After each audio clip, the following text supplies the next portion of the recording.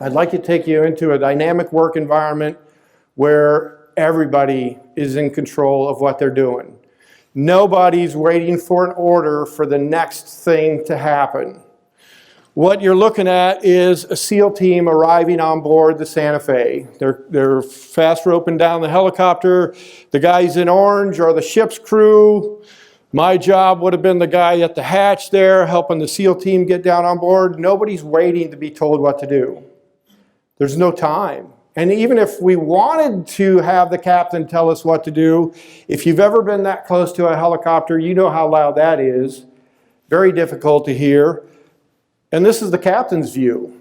The captain was up on the bridge, the sail of the submarine, and that's what he saw. So we couldn't wait for an order. We had to have the professional technical competence of what we were doing and an understanding of the mission to carry out what we were doing. And that is what intent-based leadership is all about. We did have people on board the submarine that just wanted to be told what to do.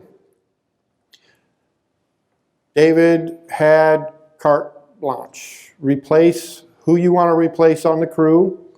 If you've got somebody who's caustic and they're not doing what you need to do, you have authority, captain, to replace them. How many do you think we replaced? 0.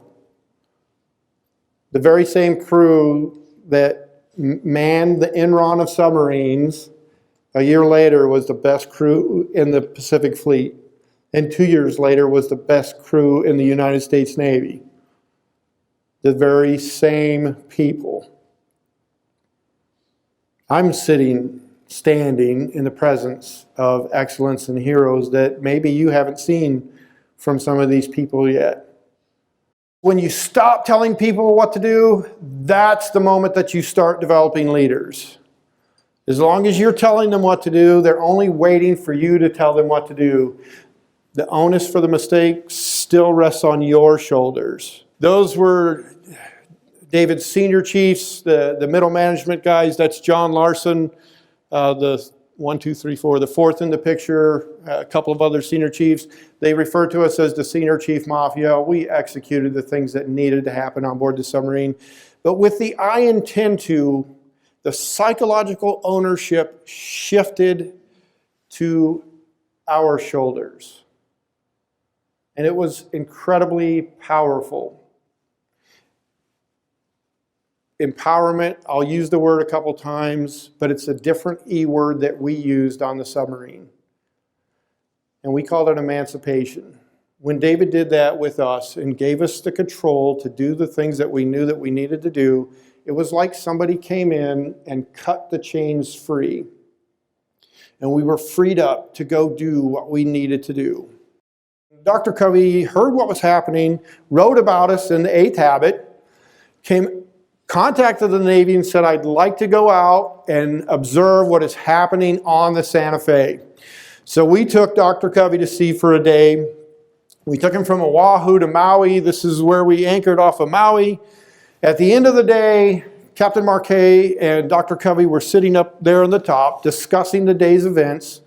And the conversation went something like this. Dr. Covey told David, look, I have figured out what you guys are doing. I've been on board for 8 hours. I've watched your chiefs come to your officers and say, I intend to do this. I've watched your officers come to you and say, I intend to do this. In fact, I saw some of your junior sailors go to their chief and say, I intend to. Sometimes they said, this is what I see. Sometimes they said, this is what I think. And David and Dr. Covey stitched together what we now call the ladder of leadership. And they had the 6 steps. Tell me what to do. I see, I think, I would like to, I intend to, and I've done. Here's how we got to this point on Santa Fe. And I told you, we run these drills, right? We break things, we set things on fire, we invite water to come into the people tank, all things that would be bad so we can practice doing them. And putting out fires is one of the things that we have to do on a submarine because how many fire escapes do you think we had? 600 feet beneath the ocean? Yeah, zero. There's nowhere to go. If you don't put the fire out within a certain amount of seconds, everybody dies.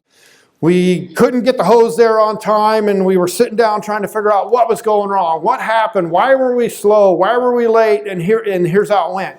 Well, they put the hose up wrong, and they didn't change the batteries on the thermal imager. I had to change the batteries, and they hung up my protective suit in the wrong place. I had to find that. And they misplaced, and out of frustration, David said, stop. There's no they on Santa Fe. And it was really cool because it rhymed. How do you forget that one? And the word was erased from our vocabulary. And the very next day, exactly, nothing happened. And 2 days later,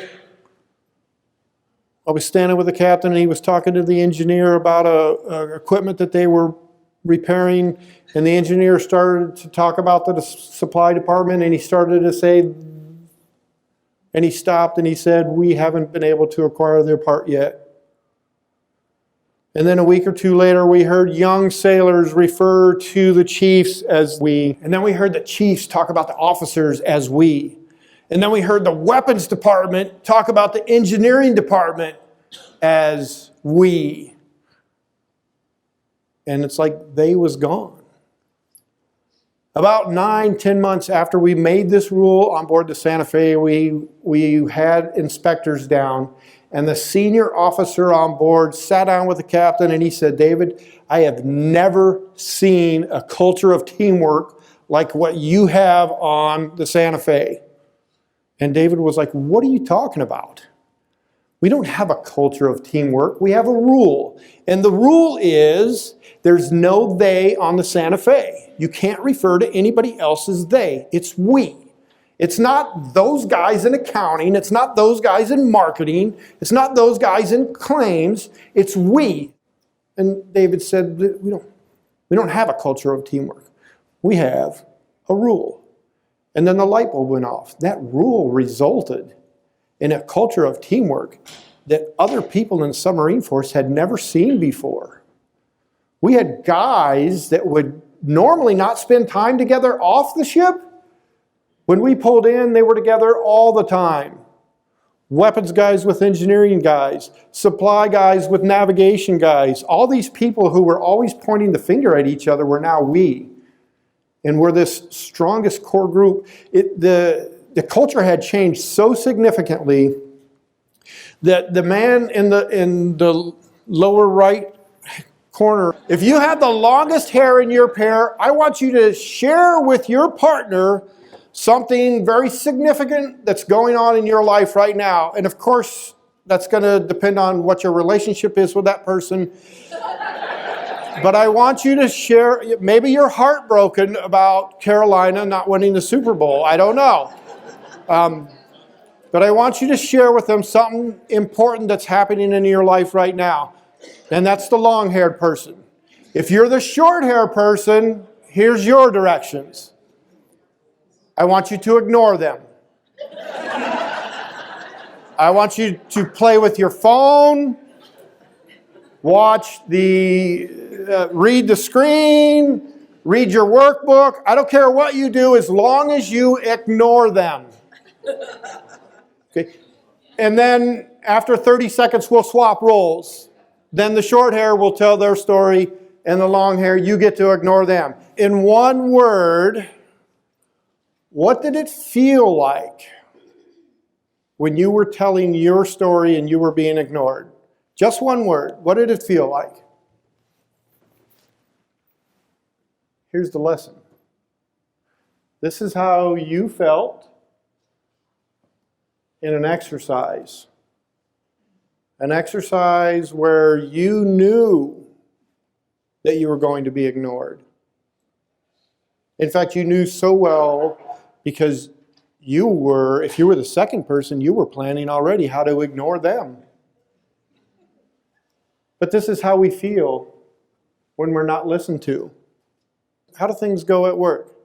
When everything is going perfectly, and you have all the free time in the world, that's when your people come to you with issues, right? I mean, that's how it worked for me on a submarine. When we weren't doing anything, that's when my sailors would have their issues, and they would come in, Chief, can I talk to you? That's how it works, right? No, it's when we are the busiest is when people bring issues to us. And we might be punching out 15 emails because the sales, what was the record that you guys just said? 4,762.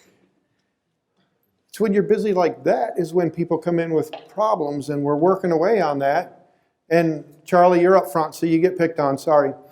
Charlie comes in. The BMW? All right. The Auburn fan, they pay people at Auburn to go to school there. So she might be able to take care of you. You guys knew that was coming when she rogered up. Submariner, sorry, man. No, absolutely not. No, we don't lie. But here's how it works. Charlie's going to come in and he's going to say, hey, Andy, I need to talk to you. And I'm going to, go ahead, Charlie, what do you got? I'm just doing some emails, and Charlie is already started with the, really? I'm trying to talk to you. No, go, come on, Charlie, I can talk to you and do this. And this is how Charlie feels. And then he goes back out to wherever it might be that he works, feeling like that. And then he goes home. Maybe his spouse is from Auburn, I don't know. He wishes? All right. This whole Auburn thing's going to get me in trouble all day. I see it coming. But we take those feelings home. We take that frustration home to our families, to our pets, to our friends. All because we couldn't take the time to shut the screen on the laptop and turn our attention to what Charlie's working on, or what he's dealing with.